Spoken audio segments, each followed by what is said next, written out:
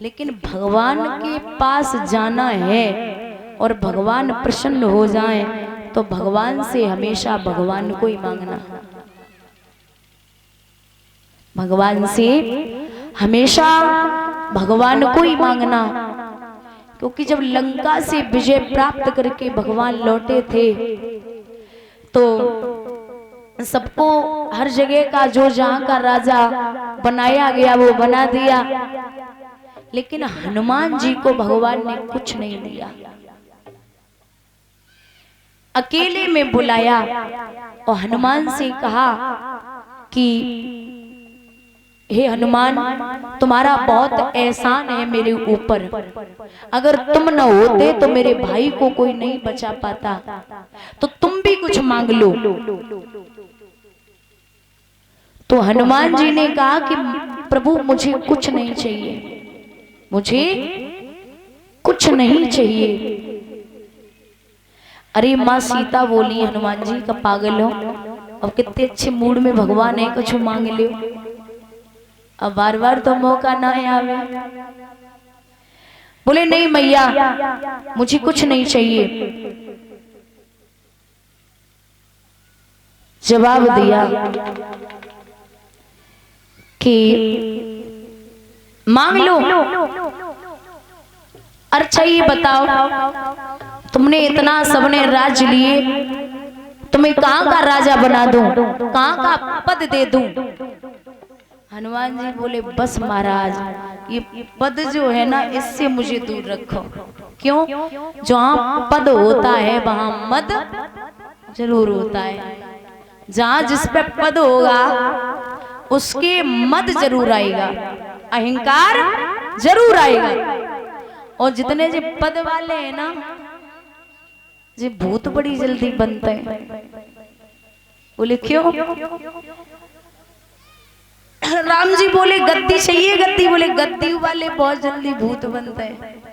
बोले वो कैसे? अब तुम पद को ही ले लो, जैसे दिल्ली में चले जाओ, भूतपूर्व प्रधानमंत्री, भूतपूर्व मुख्यमंत्री, भूतपूर्व जिला अध्यक्ष, भूतपूर्व जिला पंचायत सदस्य, भूतपूर्व प्रधानमंत्री, भूतपूर्व प्रधान जी, मतलब जितने जो पद वाले हैं इन्हें भूत तो बनने ही है। मतलब जैसे ही गद्दी गई वैसे ही भूतपूर्व लग गया। तो मुझे महाराज भूत नहीं बनना। और पहली बात भूत नहीं बनना, और दूसरी चीज ये है महाराज कि आप मुझे कुछ मत दीजिए, मुझे कुछ चाहिए ही नहीं आपके अलावा। राम जी बोले ऐसे तो नहीं बनेगा, कुछ तो मांगो। एक चीज और है, आपने भूतपूर्व प्रधानमंत्री, भूतपूर्व मुख्यमंत्री सब सुने होंगे, लेकिन भूतपूर्व रामचंद्र जी और भूतपूर्व कृष्णचंद्र जी नहीं सुने होंगे। क्योंकि कहा जाता है थे, हैं और हमेशा रहेंगे। ये न कभी मरे हैं न कभी मरेंगे, एक भी भूतपूर्व नहीं हो सकते। तो बोले कि महाराज और कुछ? राम जी बोले और कुछ चाहिए? बोले कुछ नहीं। अच्छा डबल ले लो। डबल चाहिए? हाँ। हनुमान जी बोले ये ठीक है, डबल दे दो। है सीता जी बोली क्या कह रहे हो? हमें तो कह रहे थे हमें एक होना चाहिए, अब कह रहे हो डबल चाहिए, ये तो गलत है। बोले हाँ महाराज आपकी दोनों चीजें हो जाएंगी, एक तो डबल मिल जाएगा मुझे, और एक जो आप कह रहे हो पद वो भी मिल जाएगा। क्या? अगर आपको देना है तो आप दोनों अपने पद मुझे दे दीजिए। पद माने चरण, पद माने पैर, चरण। बोले महाराज अगर आपको देना है तो आप अपने दोनों चरण पद मुझे दे दीजिए। सीता जी आगे बढ़ी, बोले क्या कर रहे हो? एक पत्नी का धर्म होता है पति के चरणों की सेवा करे। तो राम जी ने रोक दिया कि हे देवी, आज एक भक्त के आगे एक पत्नी हार गई। तो राम ने कहा कि जहां जहां मेरा मंदिर होगा वहां वहां आपकी मूर्ति जरूर होगी। और भगवान के पास में हनुमान की मूर्ति इस तरीके से होगी, हनुमान जी साइड से बैठे होंगे घुटनों के बल, और वो भी उनके नेत्र राम जी के चरणों में होंगे।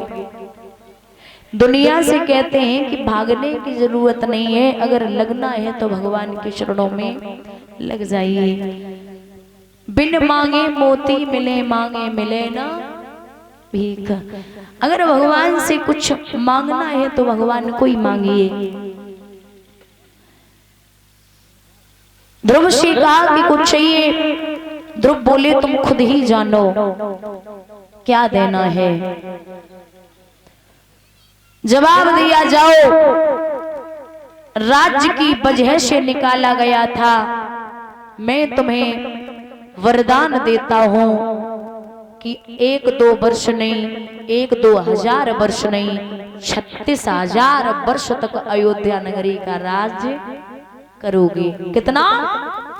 36,000 वर्ष तक। ऐरावत से कहा, जाओ छोड़ के आओ। ऐरावत जो छोड़ने के लिए चले, राज्य के निकट पहुंचे तो सबसे पहले ध्रुव मैया के पास ना मौसी के दरवाजे के लाइन चले। क्यों? क्योंकि मौसी ही सबसे पहली गुरु है। लेकिन मौसी की हालत तो वही बनी, कौन सी? कहते हैं कि मौसी बांदी से बोली कि बेना, जिसको मैंने चबूतरे से नीचे फेंक दिया था, आज वो वापस आ गया भगवान का भजन करके, अब मैं मुंह किसे दिखाऊं? जहर ले आ जो मैं मर जाऊं। तो दासी ने कहा कि तब डाइन बने धक्का मारो और जहर मंगाए रही हो, मिटनी नायका रोच रोए के कहा छुटाए रही हो। बहुत समझाया,